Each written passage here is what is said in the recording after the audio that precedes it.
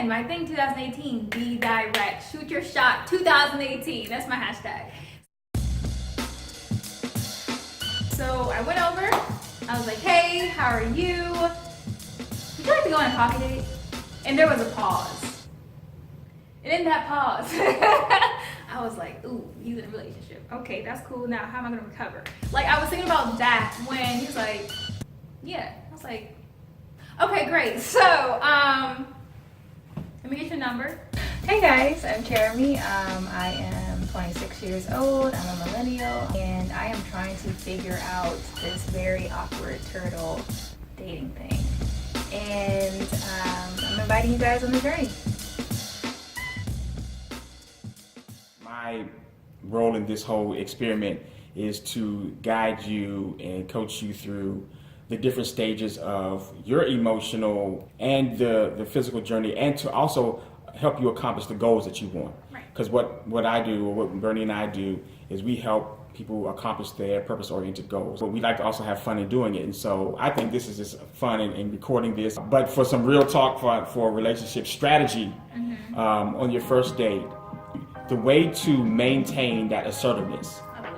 You know I got to get this down. The way to maintain that assertiveness is to speak very deliberately to the right now. Whatever's happening right now, talk about that very deliberately. And that keeps you from going into a whole bunch of vulnerabilities. So what does that look like? So you have on red, black, and white. That's kind of a nice outfit. Are you like fashion conscious? Do you focus on fashion a lot? Oh, I see you got curly hair. Is that natural? Is your hair naturally curly like that? Or you must got some white parents. You know, Yeah. Keep it like that. Yeah. Keep it real jokey. Keep it right there, and you can share who you are through those very strategic, but yet insignificant, but yet revealing kinds of discussions. And if he flows with you, then that will create the space and the connection. So what happens if we're not connecting? Then you're not connecting. Oh, that's a question I had too. So, in terms of Oh, I'm sorry. Hold on. Before you ask that question. okay. So also, it's good. It's safe to talk about like what you're doing, and that you're dating multiple people, and share that so that he doesn't have any expectation that he's the only one. And ask him, talk about how he felt when you like booked him at the doorway. And talk about it in a very casual but yet fun. But like, so did I embarrass you? Did you feel like a little punk that you got booked in the doorway? Have you ever done that to a girl? Ask those very blatant, blunt questions. That will intrigue him. That will make him intrigued with you. Yeah, that's actually brings up a really good point. I guess my follow-up question, which kind of leads to that, was what happens after? Like, let's just say that we're both good about it. Like, oh, that was cool. Like, okay, that's fun. Like, no more. So, is that a conversation that we have before we leave, or is that like, I'll text you later this week? I think that is a great conversation to have. See, there's ways to flirt, and I don't know how your flirt game is. Your flirt game's not good. Okay, we'll deal with that offline. There's ways to flirt and to make innuendo that is suggestive, but it's very clear that it has limitations. So you can flirt. You can like, oh, this was nice. I would like to go out again, but so let me know if you want to go out again. Leave it up to him. You can be like, I asked you out the first time. I'm not asking you out again. So if you like all this, hit me up. We can do this again. I would enjoy that. I mentioned earlier in the year when I had these conversations with these other my male peers, they were talking about how they didn't mind being approached, and a few of them said they got married because they were approached by their wife. And I know people, not a lot, but I know some people where the woman initiated the conversation, but the guy was like either nervous or maybe just didn't see her, honestly. So I had mixed feelings about that because I've grown up with this kind of fairy tale hero syndrome where the guy kind of comes and he approaches you, and that's the only way it's supposed to be. And so again, because I'm getting outside of my comfort zone, I was like, well, what is outside of Chiereme's comfort zone when it comes to dating? And the first thing that popped up in my mind was asking, approaching, right? And so I was like, but is that pursuing? Is that biblical? All that stuff. There's a difference between approaching and pursuing. As a female, you can approach someone and it'll just be an invitation. It's not you being thirsty. It's not you being fast. It's just saying to the guy, I'm available. I am open to dating. It's just a way to start the conversation, to even know if you would even want the guy to ask you. Yeah. So it's instead of waiting around, again, not saying there's not waiting on God, but instead of being complacent and filling your head with a lot of unknowns, like I don't know if they like me or not, I don't know if they know I like them, instead of like overthinking and driving yourself crazy like I do, I was like, I'm just gonna ask and then see what happens. I'm okay now with making the initial move to say, hey, I'm available, I'm single right now, I'd like to see if we're compatible, and that's it. And I think that the approaching, definitely, especially for Black Christian women, the relational economy is such that there are so many more relationship-ready available women than there are relationship-ready available men, that it's incumbent upon the women to do something different. And how do you do something different and still maintain your spiritual integrity? Yeah. As a woman who believes that a man should be the one pursuing. And I absolutely agree with that. It's okay to make yourself known, make it known that you are interested in being pursued. Right. So I was thinking, for whatever reason, I don't get the good vibes, the bad vibes, or just not any vibes. I was thinking of a safety word that at the end I'll be like, all right, cool, we're friends now. Like that's what I was thinking, like. What? What? Like, can I just say at the end, like if I'm not feeling it like that, like, all right, cool, we're friends now, hit me up, whatever. Oh, if you trying to friend zone him, if you want to friend zone him. Yes, can I friend zone him then, so that it's not like this lead on, like, what's next? Nothing. No, Okay. you cannot. Because, and this is why I don't recommend it, you don't know him. Right. And just as he doesn't know you fully, you shouldn't make a finite, resolute decision on someone that you don't know, especially if you're being strategic in how much you disclose to him. He might be being strategic in how much he discloses to you. And especially you asked him out, so he doesn't know what he's getting himself into. He may have his defenses up because he's like, okay, what's this chick about? Like, is she about to like poison me? She trying to catfish me? I don't know what she might do.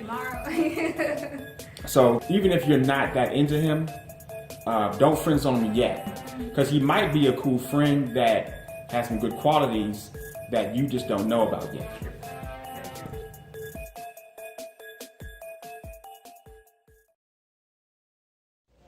Hey friends, how are you? So this is post first initiated date. It was fun. We had a really good conversation, or several really good conversations. It was chill. It didn't feel forced. There wasn't really awkward pauses per se. I did kind of towards the end of the night mention, what I was doing and why I approached this particular guy. And he took it well. And he said what I thought, or what I perceived from the way he looked when I asked him, which was kind of like shock, like, oh, I haven't been approached by a female. I don't know if he meant ever, but I guess maybe in this season. So that was kind of cool to know that I was like that person who did it.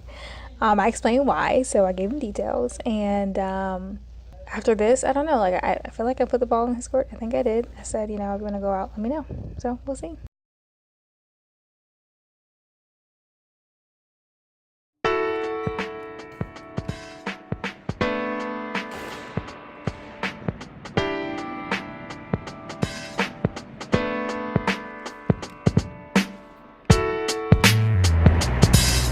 Hey, Chair. How are you?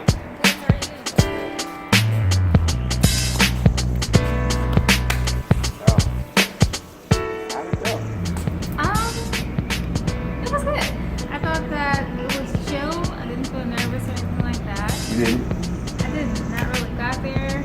He got there like shortly after I did. And we started talking. And we probably stayed until like 9 till it closed. So Whoa, that's like from 6 to I 9. know. See, I told you don't do 6:30 to no 9. hour and a I half, no know. conversation. That stuff is like for the So, books. You know, when in real life, it's like, oh, okay. Right. So No awkward silences or anything like that? not really. So was there any kind of like, I don't want to say chemistry, but was there a vibe? There we go. Was there a vibe? I would say there was a vibe, but I don't know what kind of vibe it was. You know, I feel like it was like I don't know. So we're kind of, it seems like kind of like different spectrums dating wise. So I'm, as you know, like trying to get out there, whereas he, I think, is a recovery from another one. Okay. So, Is he in a relationship? no, not Okay. now. He's recovering from, I guess, when he was in. So Okay. I cannot remember like how recent he said it was, but I feel like it's like months, not weeks. Really? Okay. Yeah. So because of that, like I'm not really. I wouldn't expect him to call me to as well now. Maybe later, but like I tried my best to like put that ball in his court. Don't know if I did it effectively. What did you do? I think I said something like, "Yeah, can we go out again?" So no, that was it. Okay. So I don't know. I guess that was. But I don't know. I was kind of home and I was just kind of processing like, what do I feel right now? And I didn't feel like the need to be like chosen or the need to know whether or not he wants to go out again. But I think I need to remind myself that I'm choosable. So no matter That you're what? choosable. Choosable. Okay. Yep, so, I like like- that. Choosable. Yeah, so I felt good because normally I'm usually thinking about a specific person, like, well, they have to call me back, or are they going to text me back? Whereas with this one, I'm like, if he does, that's cool, and I'd go out with them again. You asked me, like, should you know, like, what if you know right then if you know, like, he's not the one, if you want to just friend zone him? So did you get that, I want to friend zone you vibe from him? No, I didn't get the friend zone vibe. Like, I wouldn't immediately friend zone him. Okay. I got the, he probably needs some time, and maybe later on, this one Okay. could actually be interested. But no, you want to do this again kind of thing. No, but I mean, I don't know. I didn't really set up a precedent for us to be texting or anything like that, so we haven't done anything like that since last night. Okay. You started this because you wanted to kind of own your choosability. Yep. And own yourself. Do you feel like this going out and being asking somebody on a date is something that like who you are? Is like, this is, I'm glad that I did this. I feel empowered. Or do you feel like, it was, be honest, Chiereme. Yeah, no. I think it was both. I think, like, again, like, I'm still holding on to the fact that I did it. Like, even though we went on the actual date, I'm still like, I did that. That was cheap. I'm still holding on to that because I got out of my comfort zone. But there's a part of me that knows down the road, like, I don't know how many more times I would do this and be, like, as excited. I guess it really depends on the person, too. I wouldn't really know. So, I'm not writing it off, for sure. Not saying that I won't do it. I think maybe, like, the motivation or the urgency that I feel now may not, it might dissipate. Now I feel like me asking is as viable of an option as me, like, being asked and wanting to say yes. So what's next for Chiereme? I don't have any more people, per se. I thought you had one other person that was. I did, but they go there, so I don't know. So what? If I see the person again, then yep, I'll probably ask. What would be your advice to other people who are contemplating doing this kind of experiment? My advice would be prepare yourself. Prepare yourself by undoing expectations. Know what you want to do though. If for whatever reason the person does want to date again, like kind of know, try to figure out by the last date where you stand. Have some kind of plan for after in terms of how you're gonna process how you feel, whether it's writing it down in a journal, praying, or talking to somebody, because it's not what you thought. Or if you feel disappointed, that's alright. You need to be able to like process that and then know how to deal with it moving on. Have fun. Don't feel stressed out about it and have options so that you don't feel like this is this is the end all be all. I think that'll help too. So would you recommend someone do this